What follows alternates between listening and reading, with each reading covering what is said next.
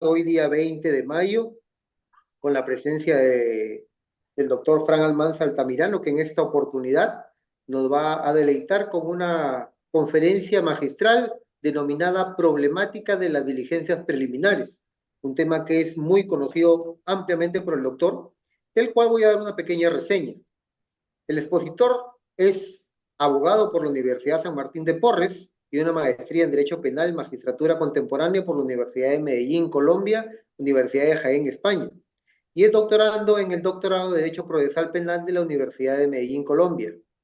El doctor Fran Almanza es docente de la Universidad San Martín de Porres, docente de la Universidad Continental de Huancayo, docente de la Universidad Tecnológica del Perú, docente de la Universidad Privada Antenor Rego también, docente también de la Academia de la Magistratura, es conferenciante a nivel nacional e internacional, es magistrado hace 19 años como fiscal superior provisional por 12 años, fiscal adjunto superior titular y actualmente es fiscal superior en Huancayo. Bueno, sin más preámbulos, doctor, lo dejo con este nutrido auditorio de ya más de 100 personas en este momento. Y bueno, estamos esperando que se sigan uniendo más. Adelante, doctor, lo dejo con su auditorio. Muchas gracias por esta invitación que me hace la Academia de la Magistratura. Para mí va a ser muy importante tener a todos los participantes conectados. Me interesa mucho si podemos poner en sala Zoom para poder interactuar con todos. También compartir PPTs y tener una sesión así más interactiva con los participantes. ¿Será posible trabajar de esa manera, doctor Walson? Sí, doctor, sin problema. Lo que podemos hacer en esta plataforma es que si alguien desea hacerle alguna consulta directa o interactuar con usted, puede levantar la mano y yo le doy el permiso para que active su micrófono, sin problema. Perfecto, excelente. Entonces, sin más preámbulos, vamos a iniciar esta sesión. Muchas gracias a la Academia de Magistratura por permitirme abordar este tema tan controvertido, porque hay varias controversias, hay varias situaciones problemáticas en torno a las diligencias preliminares. Particularmente voy a tratar de abarcar las más de las problemáticas existentes. Voy a tratar de conversar con ustedes desde un punto de vista más bien sencillo sobre este particular. Voy a compartir unas pequeñas presentaciones. Yo no sé si se puede ver. ¿Se ven las presentaciones? Sí, doctor. Excelente, perfecto. Muy bien. Entonces, vamos a empezar ya con esto, explicando en primer lugar que las diligencias preliminares son una etapa, una subfase dentro de lo que es la investigación preparatoria. Todos sabemos que en el Código Procesal Penal las diligencias preliminares constituyen la primera etapa de las diligencias de investigación preparatoria. Cuando nosotros hablamos del proceso penal común, que es el proceso que regula el Código Procesal Penal del 2004, tenemos una etapa de investigación, tenemos una etapa intermedia, una etapa de juzgamiento. Entonces, la primera idea que podemos dar respecto de estas diligencias preliminares es que son una subfase dentro de la investigación. Son una subfase dentro de la investigación.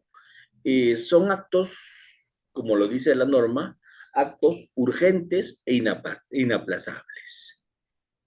No son actos de investigación stricto sensu, propiamente dichos, ¿cierto? Básicamente, las diligencias preliminares son actos para determinar si se investiga, si se llega a investigar o no formalmente. ¿De acuerdo? Eso es un poco la idea de las diligencias preliminares, verificar si se investiga o no formalmente. Si nosotros entramos al tema de las finalidades de las diligencias preliminares, tenemos que la finalidad inmediata va a ser determinar si han tenido o no lugar los hechos objeto de conocimiento y su delictuosidad, asegurar elementos materiales de su comisión, individualizar a las personas involucradas en su comisión. Eso es como finalidad inmediata.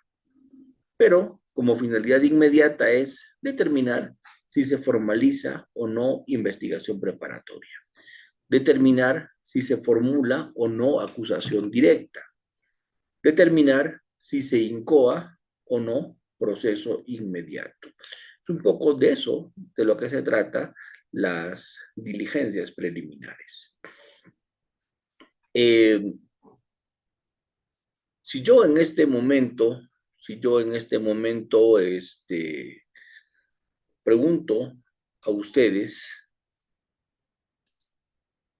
qué problemática tenemos con estas diligencias preliminares, lo primero que tendríamos que decir es la duración, el plazo de duración, ¿sí? ¿Cuánto duran las diligencias preliminares? Esta casación que estoy poniendo acá, 599-2018, la casación de Fuerza Popular, ¿qué dice? Dice que las diligencias preliminares pueden durar hasta 36 meses cuando se trata de crimen organizado. ¿De acuerdo? Y acá es un poco interesante ya la cosa, porque ya se empieza a discutir algunas cosas. Vamos a ver lo que dice el artículo 330 del Código Procesal Penal. El artículo 330 del Código Procesal Penal nos dice, lo voy a leer acá, el 330 nos dice, las diligencias preliminares, y acá vamos a empezar a tener las pequeñas discusiones, porque como yo les he dicho, yo no he venido acá a una cosa distinta que no sea discutir y plantear aspectos controvertidos con ustedes. Esa es mi idea de esta sesión. Yo no he venido a enseñarles lo que son las diligencias preliminares, ni cuáles son los actos de investigación, sino identificar alguna situación controvertida. Dice el 330, el fiscal puede, bajo su dirección, requerir la intervención de la policía o realizar por sí mismo diligencias preliminares de investigación para determinar si debe formalizar o no investigación preparatoria. Entonces, ¿para qué son las diligencias preliminares? Para que el fiscal evalúe, como decíamos en la PPC anterior, determinar si formaliza o no investigación preparatoria. Tienen por finalidad realizar actos urgentes o inaplazables, destinados a determinar si han tenido lugar los hechos delictuosos de su conocimiento, ¿cierto? Su delictuosidad, así como asegurar los elementos materiales de su comisión e individualizar a las personas involucradas en su comisión. El fiscal puede constituirse inmediatamente en el lugar de los hechos, efectuar exámenes para establecer la realidad de los hechos. ¿Sí? Muy bien. Entonces, esas son las diligencias preliminares como están concebidas en el código. Entonces, la primera problemática es esa función de las diligencias preliminares, de determinar si se formaliza o no investigación preparatoria, de determinar si se formula o no acusación directa, de determinar si se incoa o no proceso inmediato, de realizar actos urgentes e inaplazables, que no es una investigación propiamente dicha, sino son simplemente diligencias preliminares. La pregunta es, ¿en la práctica se cumple realmente? Esa es la primera reflexión. ¿Eso es lo que está pasando hoy día? ¿Las diligencias preliminares son eso hoy día? ¿O se han convertido en una auténtica investigación? Porque la verdad, en esta casación 599 del 2018, donde me dicen que las diligencias preliminares en casos de crimen organizado pueden durar 36 meses. La pregunta es, ¿36 meses actos urgentes e inaplazables? ¿36 meses no exhaustivos, 36 meses aplicando el principio de no exhaustividad, 36 meses algo absolutamente periférico y que se va a realizar para no perder la información. O cuando hablo de 36 meses, ya estoy hablando de una investigación propiamente dicha. Ya estoy hablando de una investigación exhaustiva. Entonces, creo que la primera conclusión a la que yo voy a llegar esta noche es que lo que dice el código es letra muerta. Ni son actos urgentes inaplazables en la práctica, ni es una investigación no exhaustiva, ni es únicamente para estos fines. La investigación preliminar o diligencias preliminares, como la ha denominado el Código Procesal Penal, qué duda cabe, hoy día se ha convertido en una investigación propiamente dicha y una investigación exhaustiva además. Por lo tanto, creo que los artículos del Código Procesal Penal que nos hablan de actos urgentes e inaplazables, que nos hablan de que tienen una finalidad inmediata, solamente de asegurar elementos materiales y decidir si se formaliza o no investigación preparatoria. Todo eso es, perdónenme, pero poesía. Poesía pura, porque en la práctica ocurre absolutamente lo contrario. ¿Sí? Esta casación, 528, por ejemplo, 2018, ¿qué dice? Las diligencias preliminares, si no existe imputación concreta, ¿ves? ¿Qué dice? Que en las diligencias preliminares tenemos que terminar con una imputación concreta. La casación 349 del 2011, ¿qué me dice? La casación, las apelaciones 72 del 2022, la 131 del 2022, la 11 del 2019, y así puedo leer todas. Y eso que no estoy entrando a los acuerdos plenarios 10 del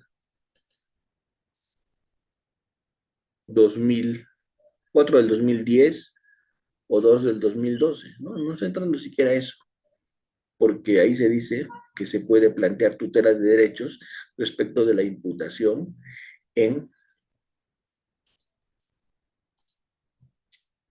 formalización de investigación preparatoria. Entonces, si cuando se formaliza investigación preparatoria se tiene que hacer una imputación concreta, si cuando se formaliza investigación preparatoria se tiene que hacer una investigación, perdón, una imputación necesaria, una imputación suficiente, una imputación que responda a las preguntas básicas de la criminalística, esto es qué, cuándo, cómo, dónde, por qué, para qué, quién, etcétera. Si una exigencia de la formalización de investigación preparatoria es esa, esto es hacer una imputación precisa, hacer una imputación concreta, una imputación suficiente, necesaria, si esa es la exigencia cuando se formaliza investigación preparatoria, pues no existen diligencias preliminares, existe investigación preliminar, existe investigación exhaustiva y existe investigación que sea capaz de alcanzar una imputación necesaria. Lo demás es poesía. Entonces, lo que la legislación dice con una mano, la jurisprudencia lo borra con la otra. Estamos un todo y estamos en un país donde el Código Procesal Penal y la jurisprudencia tienen que ir de la mano. Entonces, si el Código Procesal Penal dice que las diligencias son actos urgentes e inaplazables, no exhaustivos, únicamente para decidir si se investiga o no formalmente, únicamente para asegurar fuentes de información. Y cuando se formaliza investigación preparatoria, durante la investigación preparatoria se conseguirá una imputación necesaria, suficiente, concreta, eso dice el código, la jurisprudencia dice absolutamente lo contrario, porque la jurisprudencia exige, cuando se formaliza investigación preparatoria, una imputación necesaria.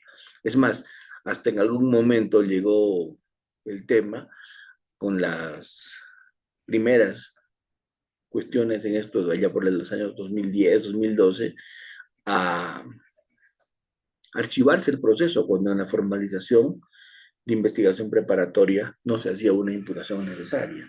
Esto ocurría en el acuerdo plenario 4 del 2010. Posteriormente, el 2 del 2012 reculó.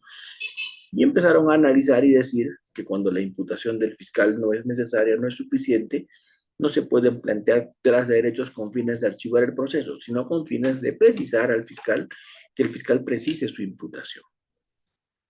Pero vuelvo, retomo y pregunto, ¿hasta qué punto se puede hacer una imputación necesaria, una imputación precisa, suficiente, concreta, con solo actos urgentes e inaplazables? Es más, voy a seguir leyendo, porque el artículo 321, que regula la formalización de investigación preparatoria, ¿qué dice?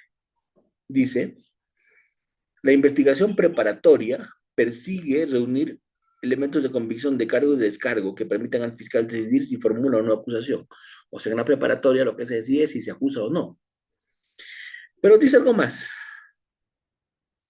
Tiene por finalidad, y esta parte sí, les voy a pedir que la escuchen bien, 321, después del primer punto seguido, tiene por finalidad determinar si la conducta incriminada es delictuosa, las circunstancias, los móviles de la perpetración, grado de participación, identidad del autor, partícipe de la víctima. ¿Qué es eso? Eso es imputación necesaria.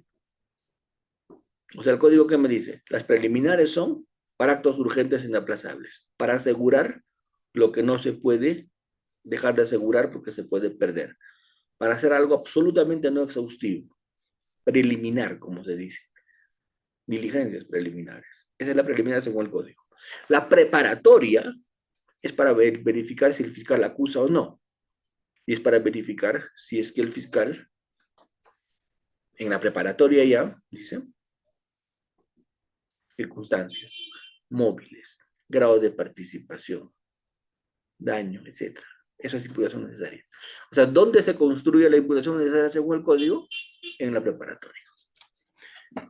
¿Qué dice nuestra jurisprudencia? ¿Qué dice nuestro bienaventurado Tribunal Constitucional? ¿Qué dice absolutamente lo contrario al código?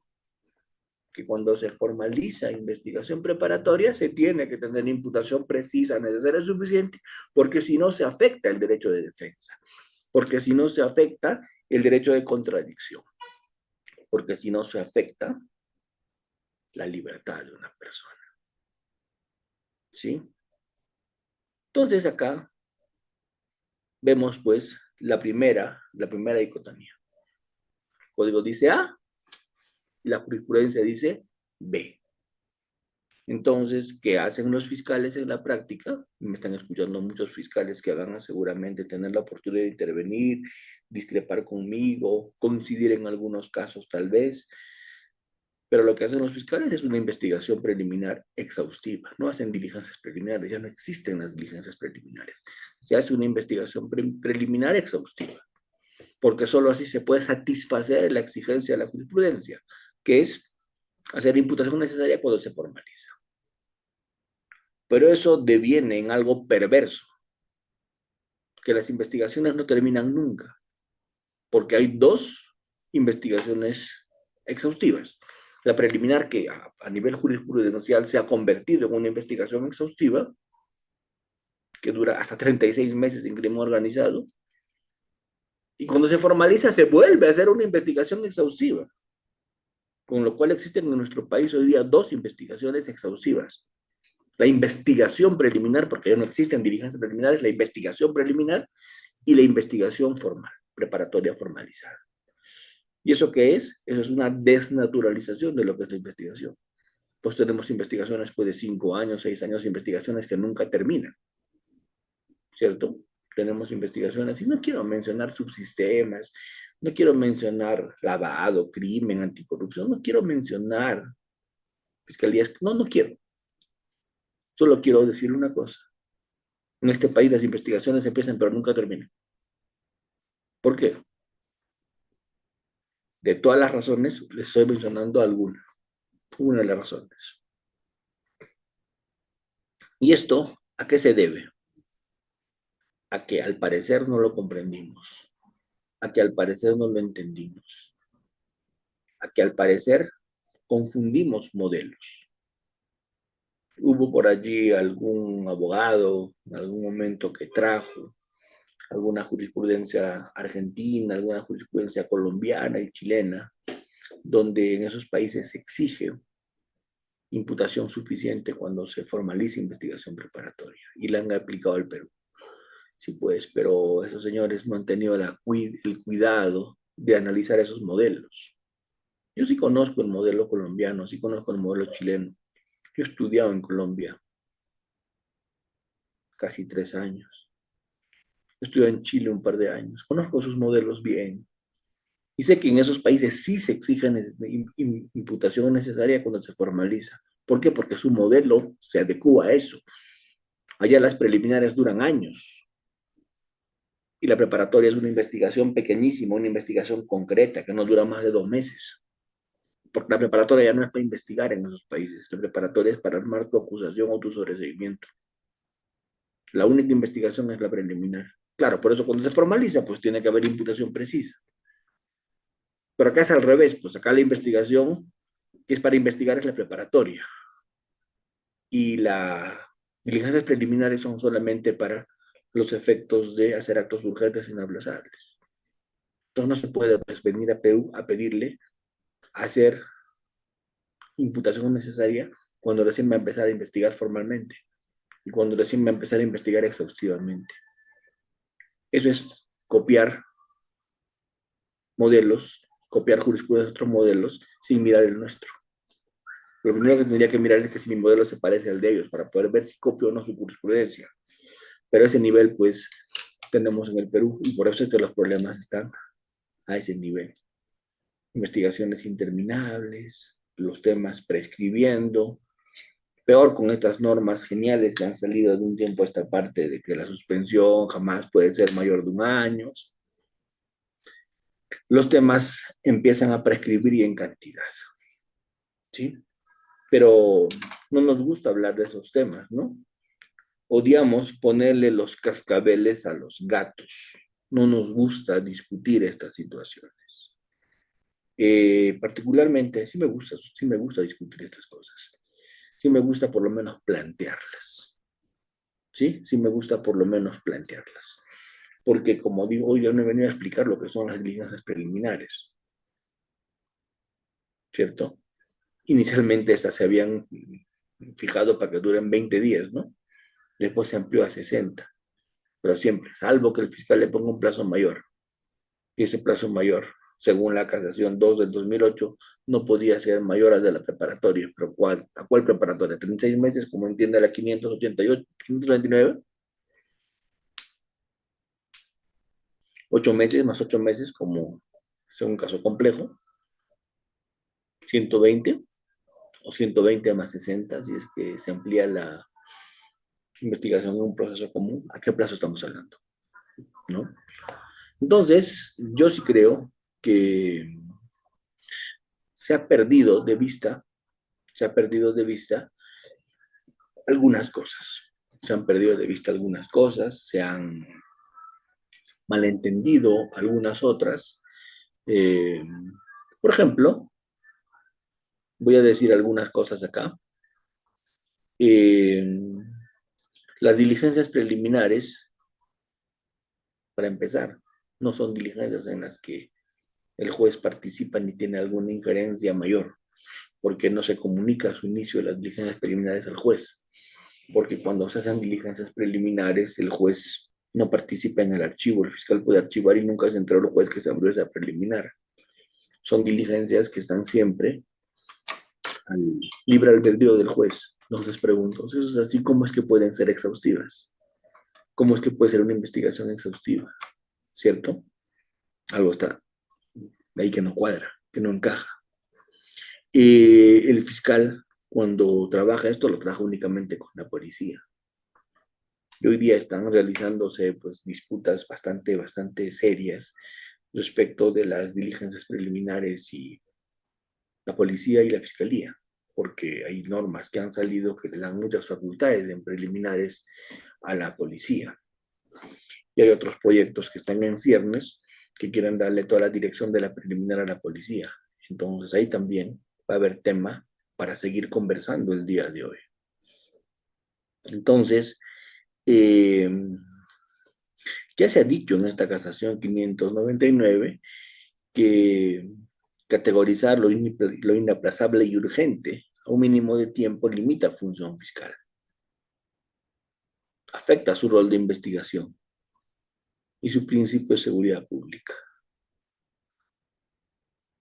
Se dice que no es fácil realizar actos urgentes e inaplazables. Lo que yo nunca encontré en la casación 599 es la explicación de por qué pueden haber 3 años, o sea, 36 meses de actos urgentes e inaplazables. ¿Qué cosa sigue siendo urgente e inaplazable después de 3 años? Eso quisiera que alguien me explique. No soy tan inteligente como para entender algo como eso. ¿De acuerdo? Entonces sería importante que alguien me explique ahora en la ronda de preguntas cómo es que durante 3 años algo puede seguir siendo urgente e inaplazable. Entonces, a partir de allí, entramos en ese debate sobre hasta qué punto son exhaustivas las diligencias preliminares. El TC se ha pronunciado uniformemente, por eso es que ni siquiera tengo que citar jurisprudencias puntuales. El TC siempre ha dicho que cuando se formaliza investigación preparatoria, los fiscales deben proponer una investigación con una imputación necesaria. Claro, el TC no se ha puesto a analizar pues que no hay ninguna investigación que al fiscal le lleve a hacer eso, solo son diligencias preliminares de actos urgentes inaplazables. Entonces, ¿cómo es que le exigimos al fiscal una imputación necesaria que va a provenir de solo eso? Igual, la Corte Suprema sostuvo en la casación 814 del 2015, por poner un ejemplo y por citar una casación de Junín, que las diligencias preliminares el fiscal debe desarrollar, ¿cierto?, una imputación clara y puntual. Felizmente, por ahí hay una posición distinta, una posición diferenciada, una posición que se salta del montón, que dice que las diligencias no están destinadas a acreditar al responsable investigado. Eso de acreditar o descartar, de eso de conseguir elementos de convicción, es una finalidad más bien de la investigación preparatoria. Esto lo recuerda la casación 318-2011 en su fundamento 2.9. Entonces, ese, desde mi modesto punto de vista, es un problema muy importante a nivel de diligencias preliminares. Este tema de la duración, este tema del propósito, este tema de qué se exige luego de estas diligencias preliminares. ¿De acuerdo? Y ahí ni siquiera estoy hablando de diligencias preliminares en flagrancia. Estoy hablando de diligencias preliminares cuando no hay flagrancia. Porque en flagrancia la cosa cambia. En flagrancia la cosa cambia. Entonces, ¿qué es una imputación necesaria? Las tantas definiciones que hay, se me ocurrió escoger una, ¿cierto? Dice, es la atribución más o menos fundada que se le hace a una persona de un acto presuntamente punible, sin que haya de seguirse necesariamente una acusación contra ella como su consecuencia. ¿Sí? Muy bien. Tenemos una persona que quiere participar y eso es bueno, eso es importante, porque así nos evitamos quedarnos dormidos todos. La doctora Carla Fiorella quiere hacer algún comentario. Doctora Carla Fiorella, adelante, por favor, si le pueden dar audio para que la doctora pueda expresarse. Adelante, doctora Fiorella, puede intervenir.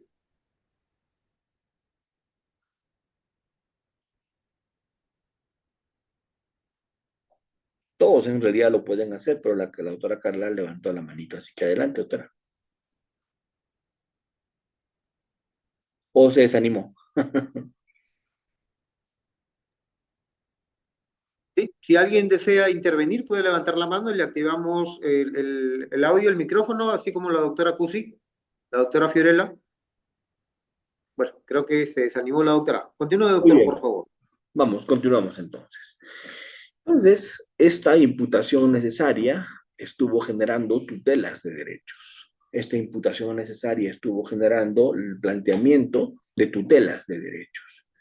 Y en esas tutelas de derechos se pedía al Poder Judicial que haga el control de la formalización de investigación preparatoria vía tutela de derechos para definir, para verificar la imputación necesaria. Entonces, hacíamos sendas tutelas de derechos, ¿con qué finalidad?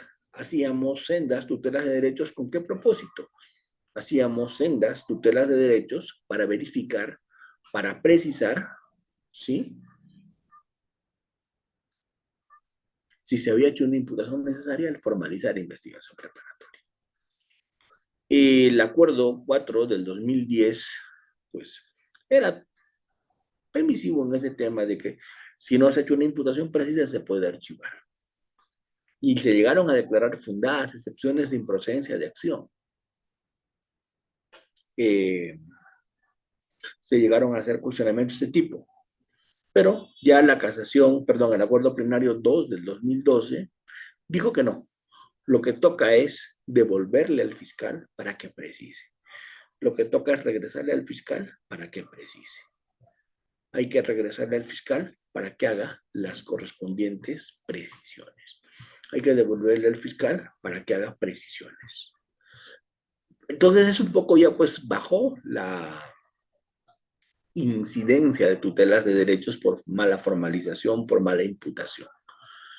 Porque los abogados ya pues dejó de convenirles cuestionar este tema de la tutela de derechos, presentar este tema de la tutela de derechos por imputación, porque si no iban a lograr que se archive el proceso, más bien iban a lograr que el fiscal rectifique, adecue, ordene su imputación, pues un flaco favor le estaban haciendo a su cliente al hacer esta tutela de derechos, porque más bien lo que le iban a permitir es al fiscal enmendar, encaminar, precisar su imputación y hacer sus actos de investigación seguramente mejor dirigidos, con una buena planificación, un buen planeamiento. Entonces ahora no digo que ya no existen tutelas de derechos por problemas de imputación necesaria. Yo creo que existen algunos, pero ya no el grueso. Ya no se hace esto como estrategia mayor de defensa. Eso quiero que lo tengamos en cuenta. ¿Sí? Muy bien. Hubo un debate interesante a nivel por lo menos de exposiciones y artículos respecto de la progresividad de la imputación. Un artículo muy interesante que escribió el doctor Alcides Chinchay Castillo, fiscal supremo actualmente, que habla pues sobre que la investigación sí es progresiva en la imputación. La imputación es progresiva porque la imputación, dice el profesor Alcides Chinchay, va construyéndose, va edificándose y va ampliándose con el devenir de la investigación. Cuando la investigación aumenta, cuando la investigación va creciendo, esto es absolutamente progresivo, porque el conocimiento es progresivo, el conocimiento de los hechos es progresivo. A cuanto más amplió la imputación, es cuanto más investigación realizo. Mientras que el profesor Gonzalo del Río Labarte dice pues absolutamente lo contrario. El profesor Gonzalo del Río Labarte parte de la tesis de que no existe la progresividad de la imputación. La imputación no es progresiva, dice Gonzalo del Río Labarte. Lo que es progresivo, dice Gonzalo del Río, es el grado del conocimiento. Al comienzo tiene sospecha inicial, después sospecha suficiente, sospecha reveladora y el grado de conocimiento es progresivo. Pero la imputación no. La imputación, dice él, es absolutamente inamovible. Lo que se imputa en un inicio es lo que en la investigación se confirma o descarta. La investigación es para confirmar o descartar lo que se imputa en un primer momento. Eso es lo que sostiene el profesor Gonzalo del Río Mientras que el profesor Alcides Sinjay dice, el grado de conocimiento es progresivo, sí, pero también la imputación es progresiva. Y ahí se centra un debate muy interesante a nivel doctrinario, ¿no? Seguramente uno tiene que tomar posición. Y el suscrito, tengo la obligación, creo, como facilitador de este curso, tengo la obligación como facilitador, no ni siquiera docente, sino facilitador en este seminario, de tomar posición y hacer saber mi posición y los fundamentos de mi posición. Y yo sí particularmente considero que la imputación sí es progresiva. El grado de conocimiento también, pero la imputación también es progresiva. ¿Por qué? Porque conforme se va avanzando y adelantando la investigación, conforme se van acopiando elementos de convicción, fuentes de información, la investigación va engrosándose, la investigación va creciendo, la investigación y la imputación va tomando cuerpo. Sin ir lejos, puedo mencionar un ejemplo. El caso del excongresista Urtecho Medina, es un congresista que es una persona que anda en silla de ruedas, es una persona que tiene seguramente algún problema en su salud que le impide desplazarse normalmente. Este congresista Urtecho Medina y su esposa fueron procesados penalmente por el delito de concusión. ¿Cuál era la imputación en su contra?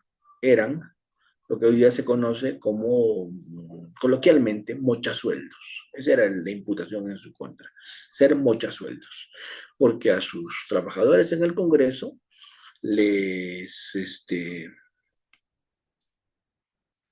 pedían porcentajes de su sueldo.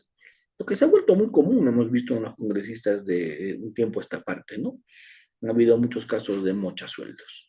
Pero Urtecho fue un caso en el que había decencia y se pasaba, pues, decencia de los demás congresistas, digo, se pasaban estos casos a la fiscalía. Ahora se archivan, ¿no? Pero en ese tiempo se pasaba.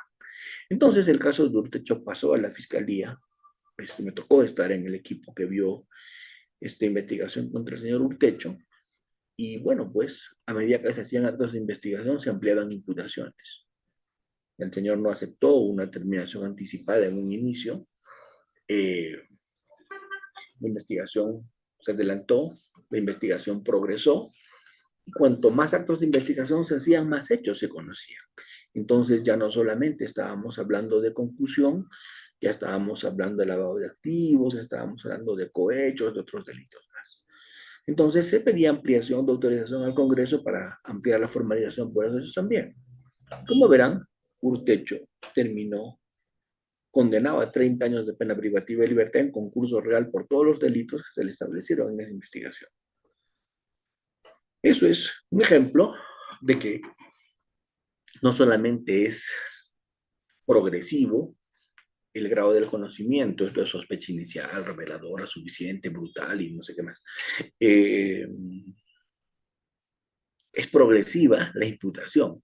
La imputación también va en aumento. La imputación también va modificándose. ¿Por qué es progresivo?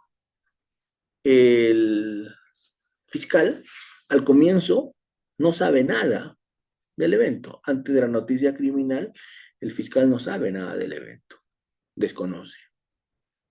Y a partir de allí empieza a copiar, empieza a buscar información, empieza a nutrirse de fuentes de investigación, y con estas fuentes este fiscal logra hacer algo que es indispensable.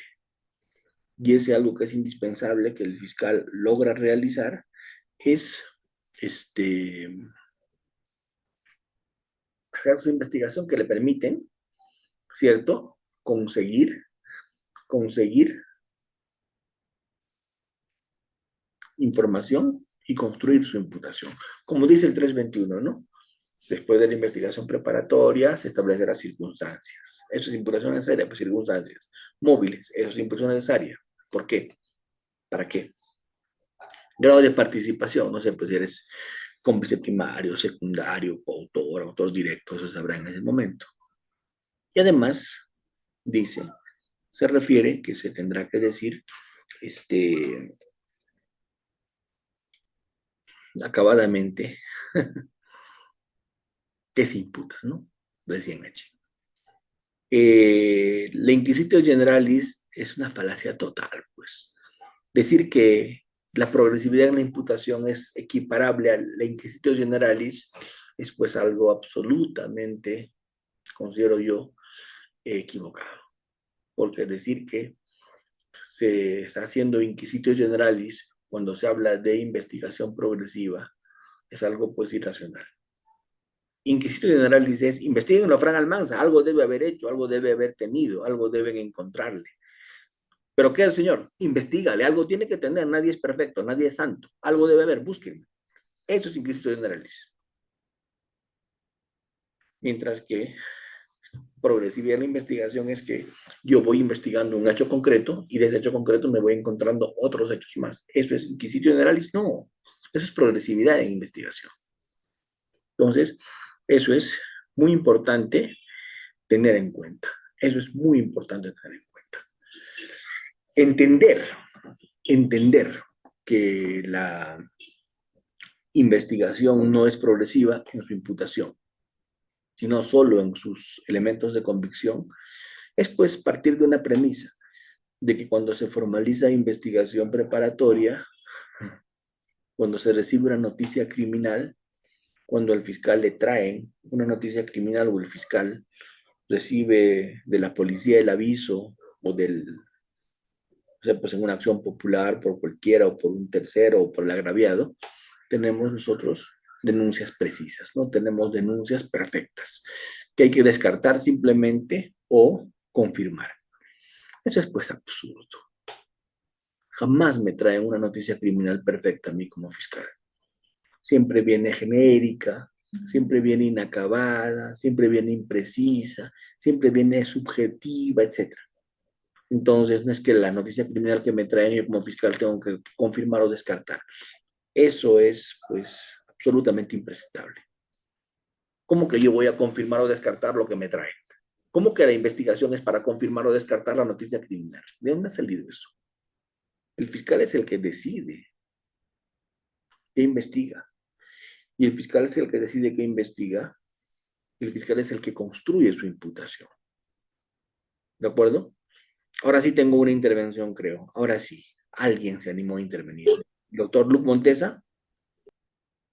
Doctor, ¿qué tal? Buenas tardes. ¿Me logra Adelante, escuchar? doctor. Clarísimo, adelante. Una pregunta con relación a la imputación, al principio de constructividad en la hipótesis fiscal, el profesor Gonzalo del Río Labarte, si bien es cierto, parte de un hecho concreto y básicamente resume que el hecho es un relato que se circunscribe en un espacio y tiempo histórico, por lo tanto es inmutable como categoría histórica. Lo que importa es de que a lo largo de la investigación puedo conocer las circunstancias. eh, Pero a diferencia, por ejemplo, eso es lo que pasa cuando se investiga el pasado, ¿no? Pero ¿qué es lo que ocurre cuando se investigan organizaciones criminales en los cuales se investiga ya no el pasado, sino el futuro y el presente? Ahí creo que sí se podría afirmar de que la imputación se va construyendo poco a poco el acto de imputar y no el hecho como categoría imputable, como categoría histórica, perdón. Porque de lo contrario no sería afirmar de salir de pesca con dinamita a que salir de pesca con anzuelo. A ver, muy interesante lo que usted plantea, pero vamos a precisar. Vamos a precisar. A ver, investigar el pasado es lo mismo que investigar el presente, porque siempre estoy investigando, estoy sabiendo lo que yo no sé, estoy buscando averiguar lo que yo no sé. La investigación del pasado es reconstrucción. Entonces, como dice, haciendo un ejercicio alto de demagogia y de retórica, Gonzalo del Río, él dice, se investiga un hecho histórico puntual. Y la investigación lo que busca es confirmar o descartar ese hecho histórico puntual. Por favor, yo no puedo jibarizar ni me puedo ceñir a ese hecho histórico puntual para hacer toda una investigación preparatoria de 36 meses. Con ese hecho histórico y puntual empiezo. ese hecho histórico y puntual es el inicio de una investigación. Pero cuando yo voy adelantando actos de investigación, de cada acto de investigación salen otros. Y de esos otros salen otros y otros y otros. Por eso cuando alguien me cuenta un chiste en una audiencia y me dice, ¿cuánto va a durar tu investigación? Yo lo miro y le digo, ¿es en serio? Yo te puedo decir aproximadamente cuánto tiempo necesito para investigar esto, pero jamás te puedo decir cuánto va a durar, porque un acto de investigación me lleva al otro y el otro al otro. De una declaración salen 10 verificaciones más. De un colaborador eficaz salen otros actos para verificar y de otro hecho sale otro hecho y otro y otro y otro y otro y otro. Yo voy ampliando mi imputación. Yo voy ampliando mi formalización. ¿Cierto? ¿Por qué? Porque la imputación es progresiva. Conforme voy adquiriendo información, voy ampliando mi imputación. No es un hecho histórico estanco, inamovible, el que yo confirmo o descarto en una investigación. Claro, eso es muy cómodo para la defensa. Todos los abogados quisieran que así sea, ¿cierto? Que se investigue A y ese A se confirme o descarte en la investigación y la investigación se limita a eso. No, pues así no es una investigación. Cualquier piloto que tiene 10 minutos de vuelo sabe lo que se ve desde la altura. Y sabe que cuanto más sube, más ve, porque sus horizontes se amplían. Entonces, cuando más actos de investigación realizo, más hechos encuentro. ¿Y qué hago? Estoy ciego, no veo nada. De todo lo que voy encontrando en la investigación, yo no veo nada. Entonces, se investiga el pasado, doctor. Y cuando se investiga el pasado, se reconstruye. Y cuando se investiga el pasado, de refilón, investigo el presente, porque las investigaciones se pueden dar también sobre algo que sigue vigente y se sigue cometiendo y se sigue realizando. Sí. Y el proceso también busca evitar que se sigan cometiendo delitos, ¿cierto? El Código Procesal Penal dice que el proceso hay que buscar evitar que se sigan cometiendo delitos. Cuando yo entro a la parte general de las medidas de coerción, las medidas de coerción lo que hacen es decirme que hay que evitar el peligro de reiteración delictiva. 253.3. En el proceso hay que evitar la reiteración delictiva, o sea, tengo que proyectarme también al futuro cuando hago el tema en el proceso. Entonces, estos son importantes, pero son trascendentes a nivel de investigación. Y estos temas son importantes, que se debatan, que se intercambien puntos de vista, que se analicen, pero siempre desde un punto de vista académico, que es de lo que se trata, ¿no? Que es un poco lo que más o menos hemos venido hoy día a realizar. Sí, doctor, levantó la mano nuevamente, ¿sí? Sí. Entonces, doctor, ¿se amplía la imputación o es que se amplía el relato circunstanciado? Porque, a ver, No, se si amplía la desde un... imputación. Yo tengo que ampliar la imputación, no el relato circunstanciado. El relato circunstanciado no necesita. Le dio un lapo, no, pero acá he verificado que también le dio un puñete. Eso es irrelevante. Le pongo un puñete más, un lapo más, listo. Pero yo tengo que formalizar una ampliación de investigación cuando voy a agregar un hecho distinto que voy encontrando en el camino. Tengo que ampliar la imputación. Claro, pero cuando hablamos de un hecho distinto, ¿no? Pero si es que Es que hablamos del tiene que mismo ser hecho, otro hecho. sería... Por ejemplo, no solamente le robó, sino también lo violó. No solamente se apropió de su sueldo, sino también lavó activos. Son hechos distintos. Claro. Pero en el robo, por ejemplo, cuando yo verifico que no solamente le quitó su billetera, sino también su celular, simplemente eso lo incorporo como un nuevo dato. No necesito ampliar la formalización para precisar eso, porque son pues hechos, como digo, simplemente periféricos, que igual el robo está, ¿de acuerdo? Doctor Jorge Raúl, qué bien, se están animando a intervenir, eso me gusta mucho. Doctor, buenas tardes. Adelante, doctor. Sí, solamente una precisión, ¿no? En todo caso, la teoría, ¿no? La doctrina que sostiene el doctor Labarte sería para casos simples, ¿no? De repente para casos de flagrancia, de repente que no todos a veces quieren llegar a las salidas, a los procesos inmediatos, a veces hay detalles que requieren, no, se declara improcedente, pero básicamente un robo de carterismo quizá podría ser tener ese un relato incriminador ya con todos sus elementos, ¿no? Y que eso sí se pueda respetar ya en las instancias posteriores del proceso, ¿no? Y la otra teoría es más para los casos más complejos, como lavado de activos, organización criminal, ¿no? ¿Usted cree que se puede hacer esa distinción? No, porque le acabo de poner un ejemplo de un caso de los más sencillos de todos, del congresista Urtecho. Creo que un caso más sencillo que el de Urtecho no se le puede imaginar a nadie, que es mocharle el sueldo a sus trabajadores. O sea, eso es Claro. simplísimo, sencillísimo. Con eso se empezó. Señor Urtecho, mocha sueldo. Con eso se empezó.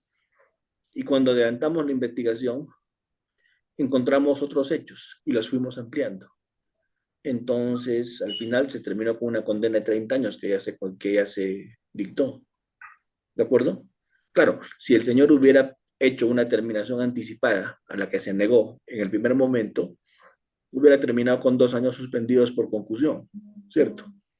Pero como permitió que la fiscalía siga investigando, la fiscalía siguió consiguiendo información, que no puede decir no la estoy mirando. Y siguió ampliando sus imputaciones y pidiendo autorizaciones al Congreso. Y miren en qué terminó. Entonces, yo creo que hasta un hurto podría terminar ampliándose a nivel de imputación. A lo que yo quiero llegar, doctores, es a que la investigación no es pues salir a buscar el hecho que yo imputé cuando formalicé, como la gallina ciega, y decir no voy a averiguar más nada. Estoy cieguito, solamente he salido a qué? A confirmar o descartar esto. Perdón. Así vamos a jibarizar y sostener lo contrario es una imputa y una inquisitio generalis. Yo no coincido con esa posición. Yo les voy a compartir a todos ustedes un artículo del doctor Alcides Chinchay sobre este tema, que me parece muy interesante porque lo explica con, creo, bastante claridad el tema de la progresividad en la investigación respecto de la progresividad de la imputación. Que la progresividad no solamente se limita a la, ¿cómo puedo decirlo? Al grado de conocimiento, ¿no? La progresividad también se limita al grado de conocimiento, sin duda, pero no es solo eso. La progresividad no solamente es respecto al grado de conocimiento, sino la progresividad también es respecto a qué. La progresividad también es respecto a la imputación, no solamente el grado de conocimiento. Gracias, doctor. No, al contrario, gracias a usted por participar. Ya le había empezado a perder la fe a mi auditorio que nadie participaba.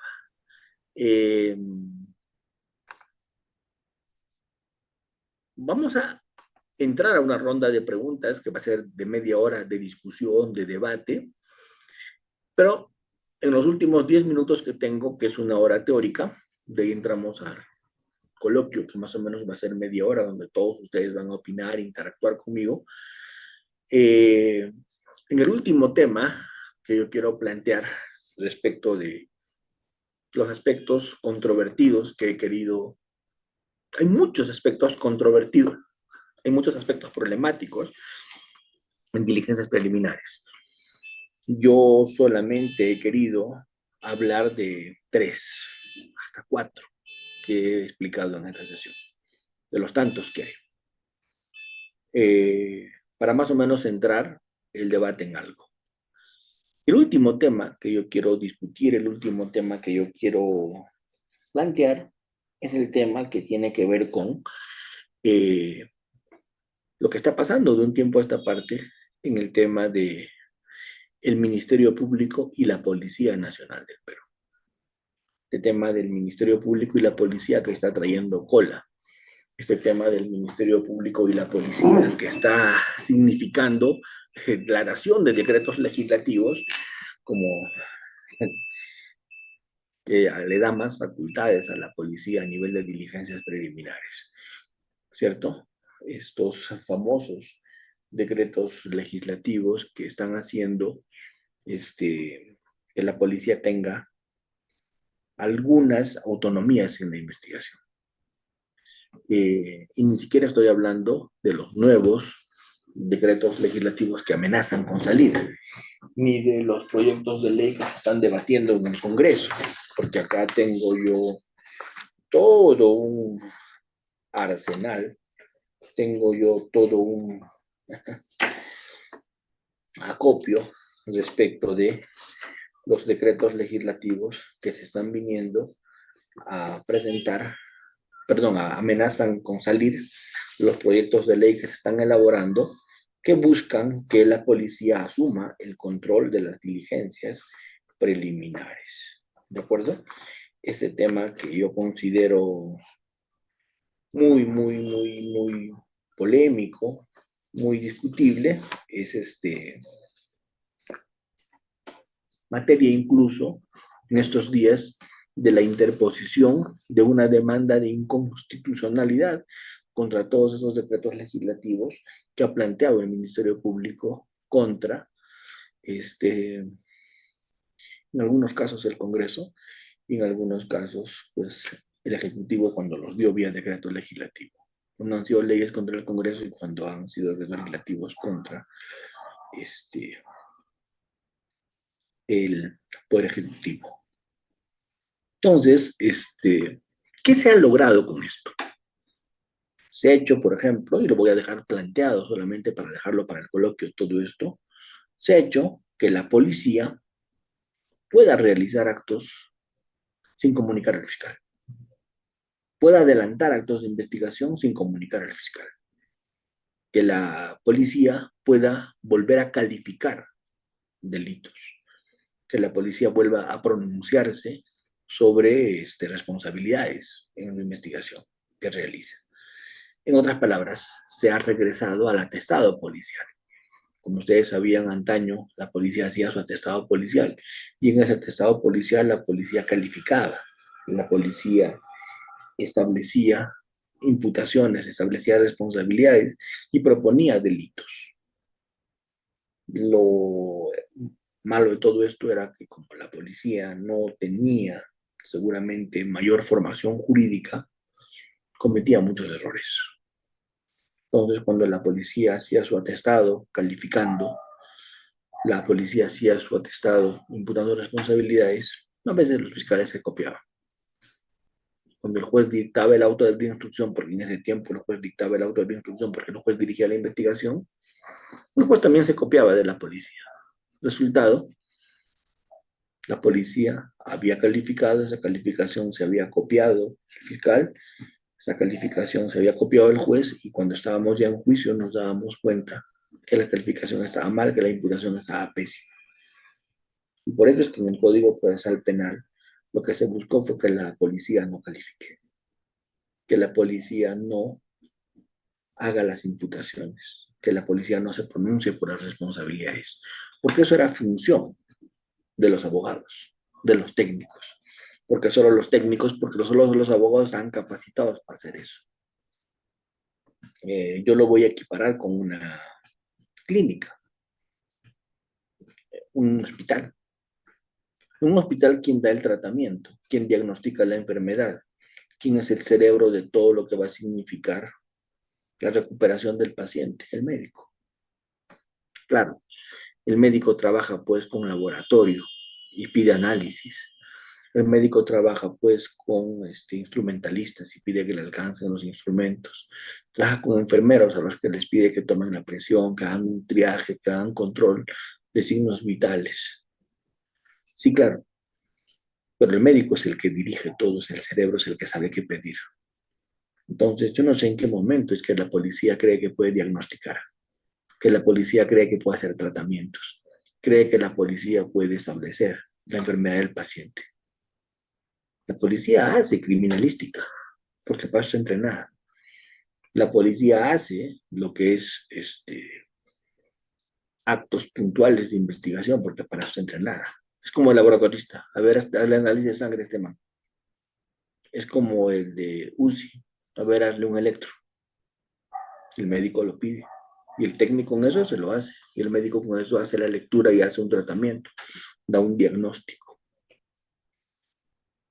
Porque es el profesional entrenado en eso. Es como la fiscalía. La fiscalía es el abogado. La fiscalía sabe cuáles son los elementos de cada delito. Sabe qué ha dicho la Corte Suprema en el último acuerdo plenario. Sabe qué ha dicho la Corte Suprema en una casación vinculante, en un pleno jurisdiccional. Entonces, como la fiscalía sabe eso, la fiscalía es capaz de hacer tratamientos. de dibujar ejecución en una investigación, de hacer un dibujo, una investigación programática. ¿En qué momento confundimos, confundimos que pesquisar es lo mismo que investigar? Que conseguir información criminalística es lo mismo que investigar. Que hacer una interceptación telefónica es lo mismo que investigar. Vuelvo a repetir, la metáfora, si quieres, ni siquiera la metáfora, la analogía con el acto médico. El laboratorista hace todos los análisis de laboratorio. Sí. Pero ¿eso alcanza para hacer un diagnóstico? El laboratorista alcanza información. El cardiólogo evalúa lo que el paciente tiene porque es médico. Lo del laboratorista es la pieza de un rompecabezas, porque el médico mandó a hacer varios exámenes, no solo el del laboratorio. Y con todo eso hace su diagnóstico. Lo mismo que hace el fiscal en una investigación.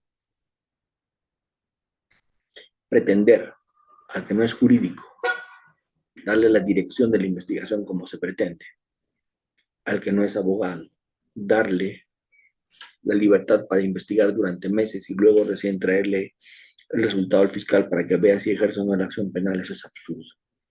Porque normalmente puede pasar, no digo va a pasar, digo puede ocurrir, podría, tal vez, quizá, quién sabe, quién quita, espero que no.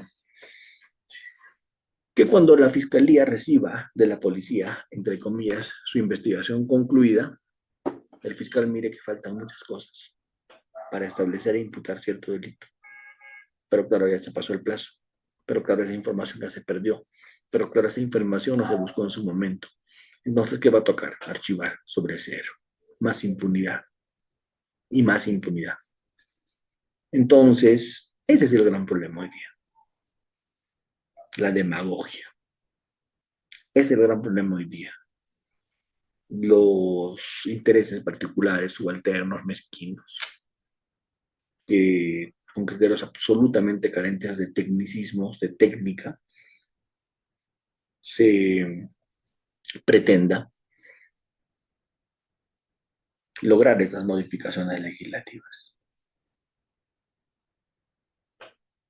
Entonces, todo esto creo yo que va a ser material como para debatir en esta última media hora que vamos a tener respecto de esto. Yo en esta media hora, respecto a todos los temas que he planteado, más o menos en esta hora de exposición que he tenido, yo quiero que ustedes discutan, que hagamos un pequeño intercambio. ¿De acuerdo? Y a partir de allí, espero, tengo fe que esta sesión va a haber valido la pena.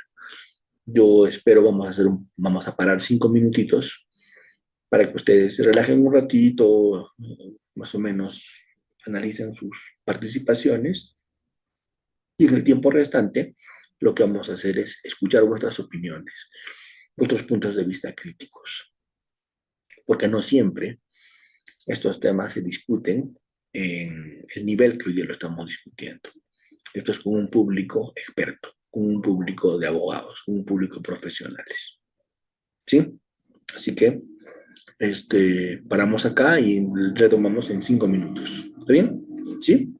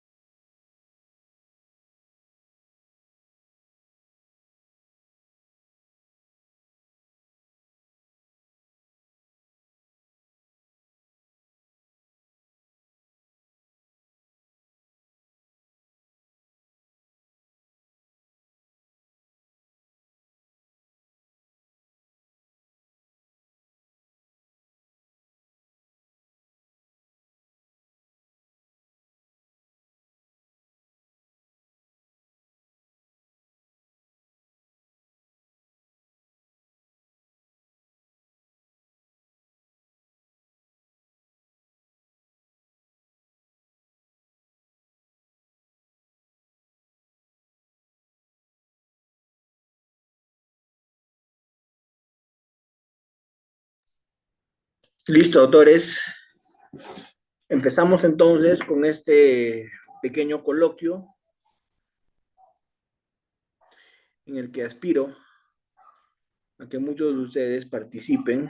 Veo en el chat que hay El varios. doctor Serraola quiero Doctora, hacer la pregunta. muchas gracias, doctor. Adelante. Lo Ya, escuchamos. doctor Almanza, buenas tardes. Jorge de la Vega Romero de la Corte de Lima Sur, juez superior. Qué gusto, Eh, doctor.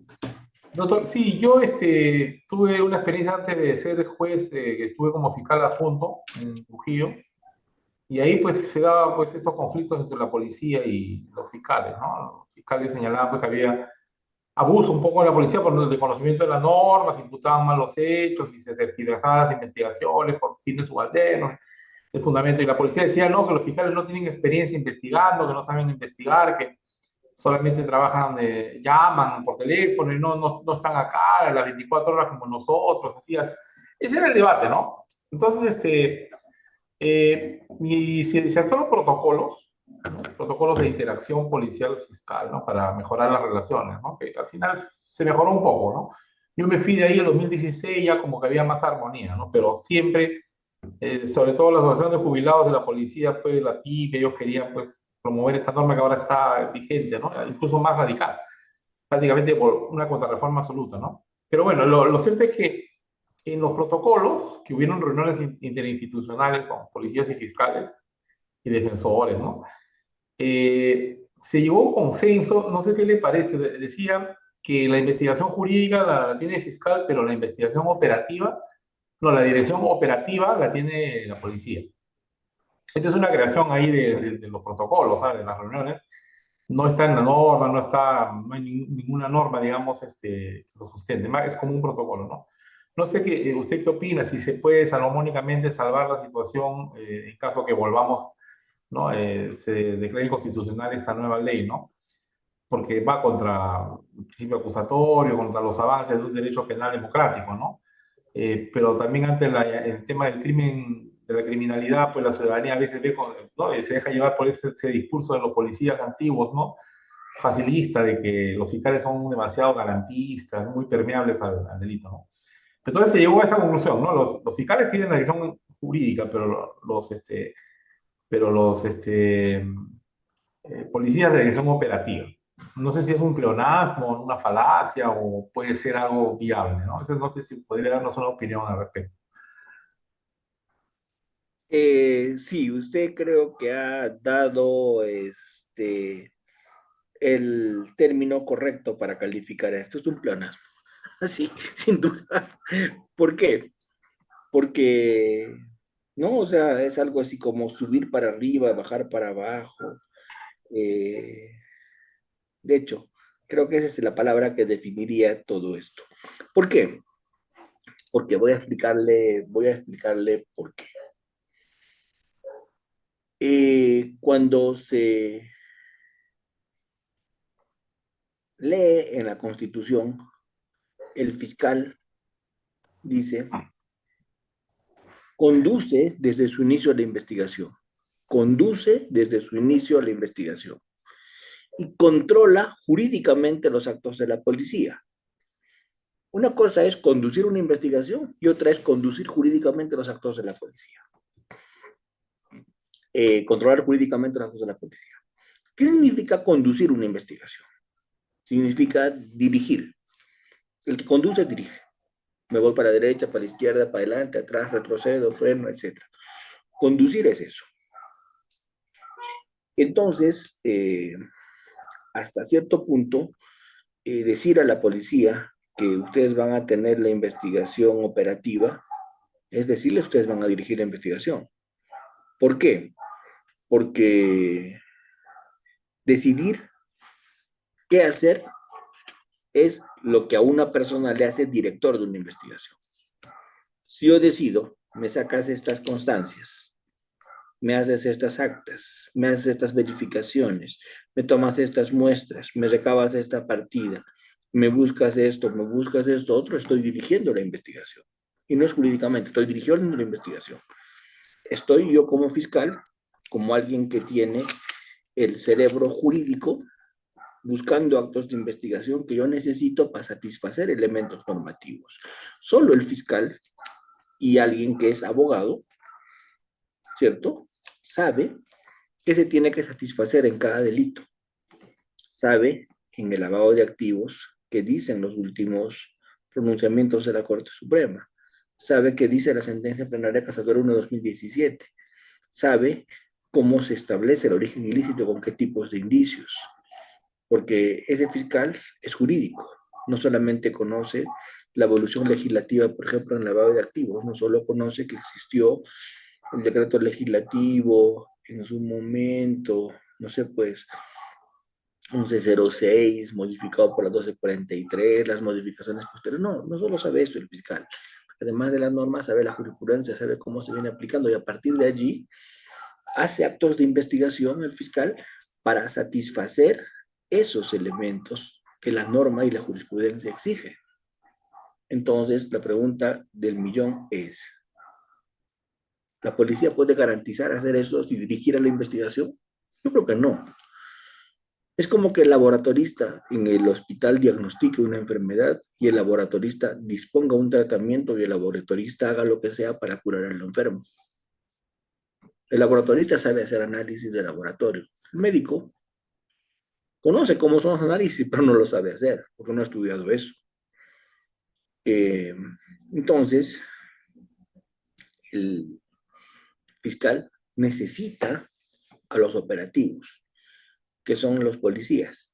Pero yo le quitaría la palabra dirige los actos operativos, sino simplemente hacen los actos operativos. Los policías hacen los actos operativos, pero ¿quién es el cerebro conductor de la investigación? Del fiscal. Porque para mí va a ser terrorífico que con el código garantista que tenemos ahora, donde la contradicción es la esencia y donde los jueces más que excepcionalmente usan la prueba de oficio, muy excepcionalmente, ¿qué va a ocurrir cuando la policía agote un plazo de investigación y le traiga al fiscal algo absolutamente incompleto, algo absolutamente criticable por la defensa porque ve varios vacíos? Ahí va a haber un problema y eso se va a generar impunidad.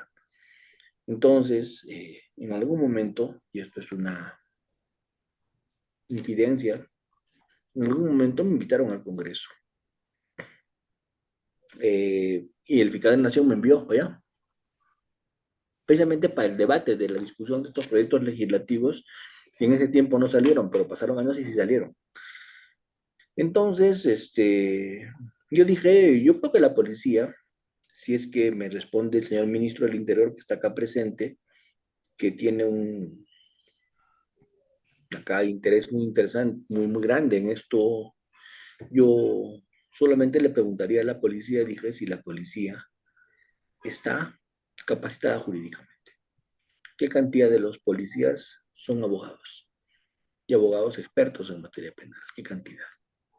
Si usted me garantiza que gran porcentaje de su policía es experta en materia penal, pues bien podría dirigir la policía de la investigación o bien podría dirigir la fiscalía. Porque lo que se necesita para dirigir una investigación es ser jurídico. Entonces, si la policía tiene esa cantidad de profesionales, pues adelante. Difícil. Difícil, doctor. Doctor, y solo para terminar mi intervención, para que los otros compañeros puedan preguntar, ¿qué le recomendaría usted a un fiscal adjunto que esté en la cancha, no? Porque a veces nosotros ya en otras instancias lo vemos ya de otra forma, pero con respecto a ello, deberán acatar la ley y, bueno, permitir los atestados o hasta esperar la inconstitucionalidad de la misma o hacer valer sus fueros conforme dice la Constitución, ¿no? De su condición de director, ¿no? Porque la policía, si antes a veces hacía informes que aparecían atestados, ahora pues con una base legal dudosa, ¿no? Que está en proceso de inconstitucionalidad, pues lo van a hacer el doble, ¿no? Porque a veces hay, no es por hablar más de la policía, pero a veces hay, la policía pertenece a un poder del Estado, ¿no? No es autónoma, ¿no? Como si es la fiscalía, ¿no? Entonces, ¿qué debería hacer un fiscal, sobre todo en un caso mediático, un caso que tiene muchas implicancias, ¿no? La ventaja de todo esto es que los fiscales todavía no han perdido el control de la investigación. Entonces, si bien la policía, con este decreto legislativo 605 y los demás, puede hacer algunos actos, adelantar sin comunicar al fiscal y luego sacar conclusiones, el fiscal, porque todavía todos estos decretos legislativos que tengo en mis manos, proyectos de decretos y todos estos proyectos de ley que tengo en mis manos todavía no han salido. Mientras eso no pase, la Fiscalía sigue siendo director de la investigación preliminar, de las diligencias preliminares. Entonces, yo que le recomendaría, va y le pide la investigación y la hace en su despacho. ¿Se acabó? Punto. Cuando ve que está viendo algo irregular, porque todavía tiene el control. Entonces puede hacer eso. Gracias, doctor. No, al contrario, doctor, muchas gracias a usted por participar, por habernos compartido lo que en estos casos se necesita, que es compartir experiencias, ¿no? Usted tiene esas dos lecturas, la lectura del tiempo en que trabajó en MP y la lectura ahora que lo ve desde el punto de vista ya de un magistrado, de un juez. Muchas gracias, doctor. Doctor Mario Reyes, adelante, por favor.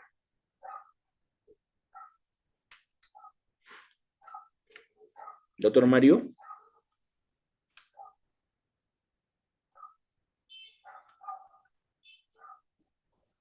Parece que tiene que... Ahí está, ya activó su audio.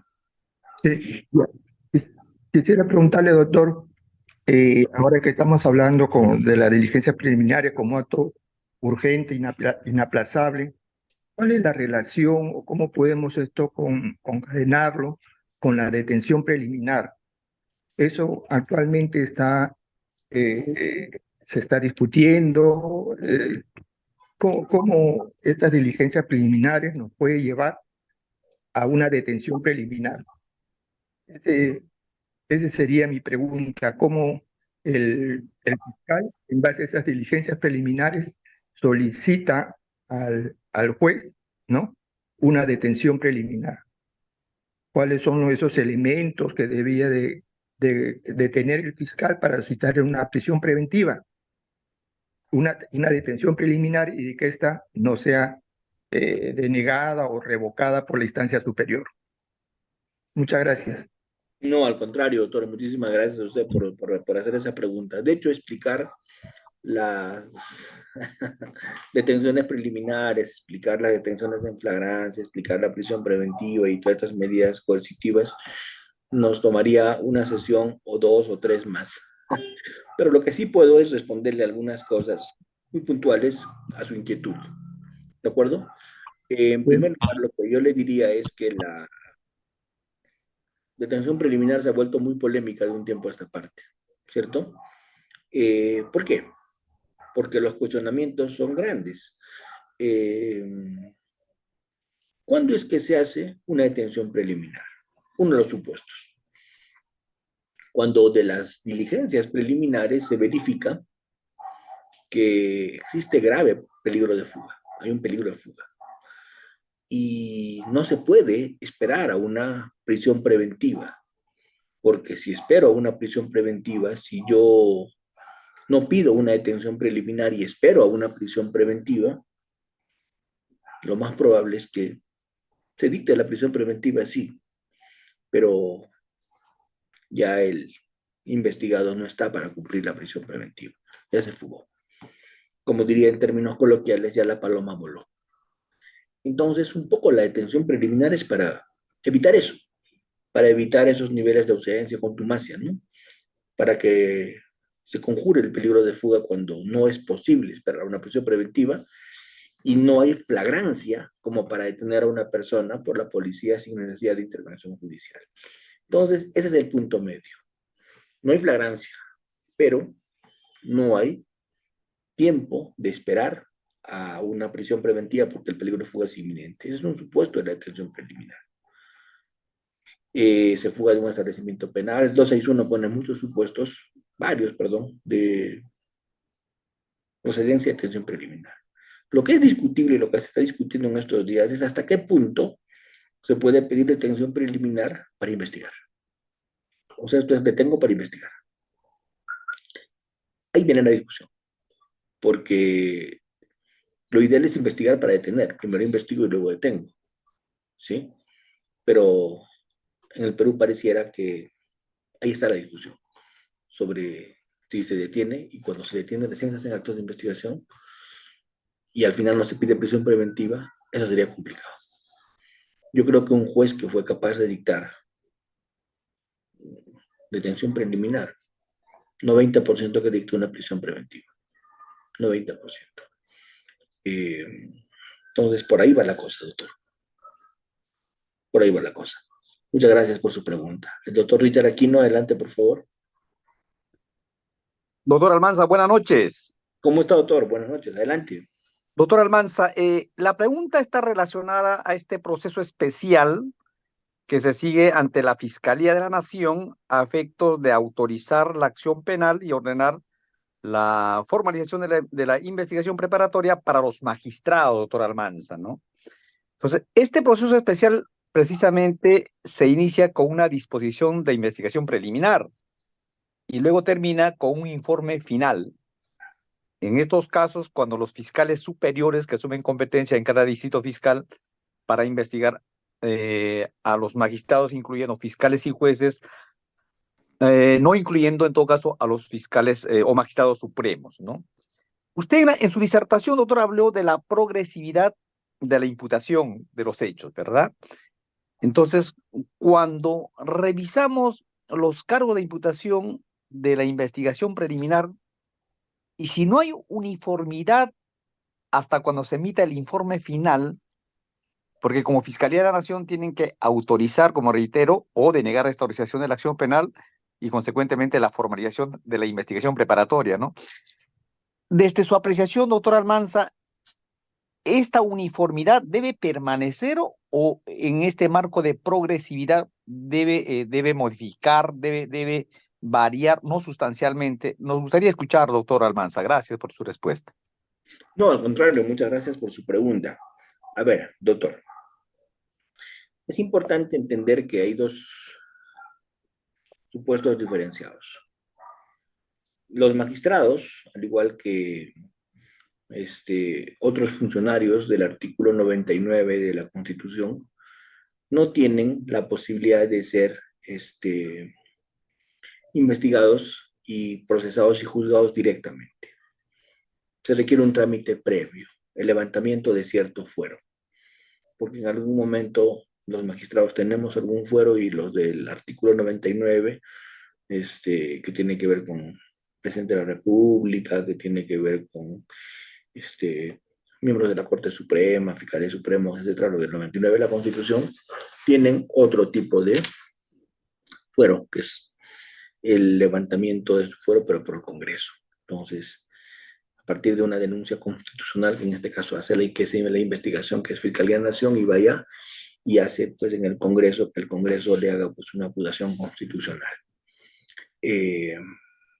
Lo mismo, pero en más chiquito, tenemos los magistrados, que es que nos investiguen primero nuestros pares, no nos puede investigar alguien de menor jerarquía, y segundo, que esa autorización, que en el caso de los del artículo 99, lo del Congreso, lo de la Fiscalía de la Nación, para que puedas pasar a ser un mortal más y se pueda realizar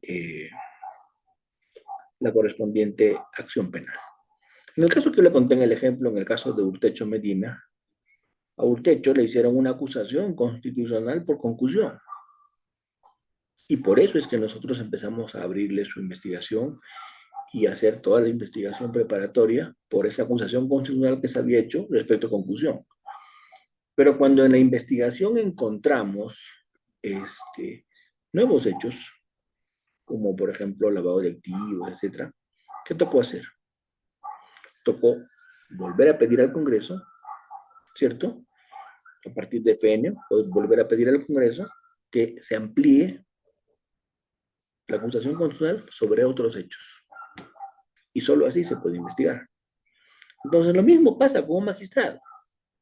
Si Fiscal de la Nación solamente autorizó formalizar investigación preparatoria por A y una preparatoria B o C y B o D, tengo que volver a pedir autorización vía informe al Fiscal de la Nación para los efectos de que me autorice por los demás delitos, porque lo contrario estaría afectando ese su requisito previo que se necesita para investigar a estos señores, que en el fondo de lo que se trata es de no afectarlos en su función con denuncias maliciosas, con denuncias que podrían distraerles de su función cuando son infundadas, ¿no? Entonces, por eso es que hay como ese previo para que no se les distraiga de una manera inmotivada.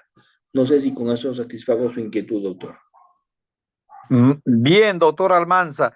Doctor, perdone que aproveche, pero justamente hay un caso real en la que han denunciado por el tipo penal del 377 por retardo de actos funcionales y están tomando en cuenta desde el momento en que la denuncia le llega al magistrado y el tiempo en que esto demora para redactar emitir la disposición de investigación preliminar.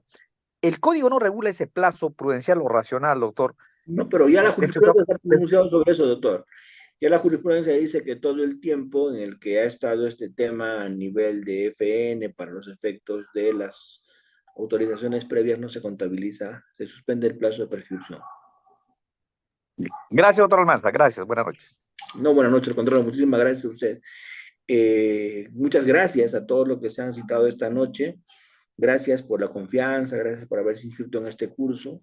Y bueno, espero haber en alguna medida despertado algún interés o alguna curiosidad sobre algún tema. Muchísimas gracias, doctores. Muchas gracias, doctor Almanza. Muchas gracias por su participación. Hasta cualquier otra oportunidad. Que estén muy bien. Felicidades. Éxito. Gracias. Muchas gracias. Saludos. Hasta luego.